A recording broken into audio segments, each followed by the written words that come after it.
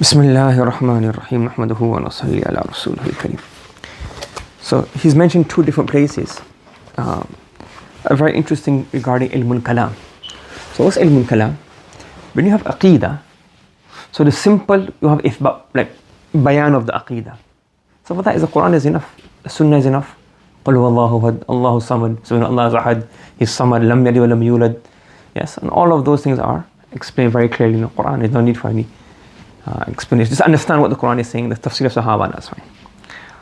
And in the Mutaqaddimun's time, Sahaba, early Tabi'een, Tabu Tabi'een, the kind of question, there was no questions regarding these things. So the aqaid were explained very simply using Quran and Hadith. Are you following? And as time went along, when the different questions came about, then to reject these shubuhat, to reject these doubts, then aqaid had to be explained in different ways. You understand? So the aqidah remains the same. But because of the shubuhat and the doubts that were being created by the mulhideen or the enemies of Islam, because of this, then the need for explanation is different. Let me give you an example. Let's say, for example, let's say, for example, that aqidah was, that belief was that the sun is hotter than the sun is the hottest thing in our existence. That's why he says, no, I don't believe that. A lighter is hotter. Because look, the lighter, if you put it next to the paper, it burns the paper.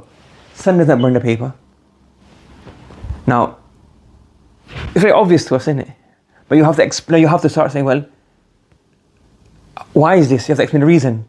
The proximity, the atmosphere, the distance. So now, we'll say, well, earlier there's no need to explain. Everybody understood that the sun is the hottest thing. Now when people start raising a question that no, actually a lighter is, the fire and the lighter is actually hotter than the sun, because the lighter can burn the paper and the sun can't burn the paper, doesn't burn the paper.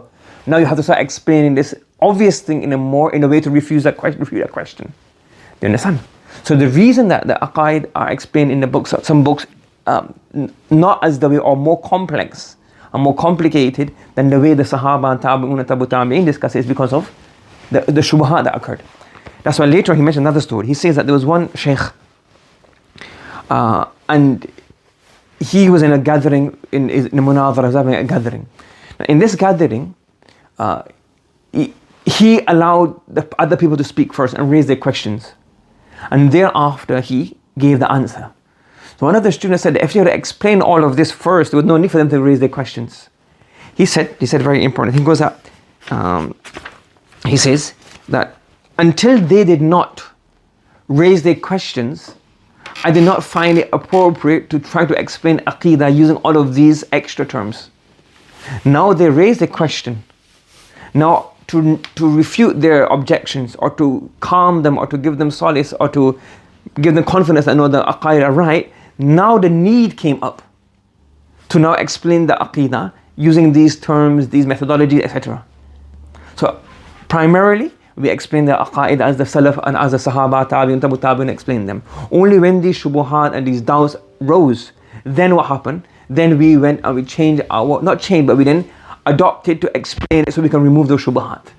And that's why it's very simple. If we live in a place where there's no shubuhat, no doubts, it's explained, like how we do in Maktab, it's explained simple. Allah is one, that is Allah's sifat, believe in the angels, the malaika, that's aqidah. But when we start having certain ishkals, I'm not going to mention that certain what ishkals are, but you have different ishkals from different parts. You have questions from the Christians, you have questions from the Jews, you have questions from atheists, you have different questions from different firaq. Now then you have to combat each of these. You can't say, oh, the Quran says Allah is one, and we believe Allah is one, because it's, I don't believe in the Quran. Or one doesn't mean this, one actually means this. And for example, the Trinity is actually one as well. So then you have to say, no, Trinity is not one, because one means this. Everybody on their own knows Allah is one. There's no need for explanation. But when they're trying to say, well, no, Trinity is actually one, they have to say, no, Trinity is not one. Trinity is different to one. And you have to explain it. You have to actually then explain it where it doesn't. That's why sometimes a person can be very, very good in Islamic knowledge. If you don't know what the opposition is trying to ask you, you get stumped in the question. Not that you don't know your stuff, but you don't know where the question is going to come from. Do you understand? That's why sometimes if you get stumped by an atheist, and there is a question to you and you don't know an answer, it doesn't mean that Islam is wrong or you don't know. It's like, I've never had to answer a question like this before. How do I phrase my answer? You're not aware of that. So it just means that I'm not prepared for this kind of question. Do you understand? So let's say, for example, if a boxer, he's really strong, but the attack that person's coming out with, he'll have to then kind of readjust his game in the middle of the match, that he's doing something which I wouldn't expect.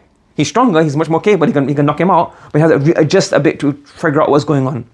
You understand? So sometimes these things do happen, so there's no need to panic. It's okay, this is the question, how do you phrase this?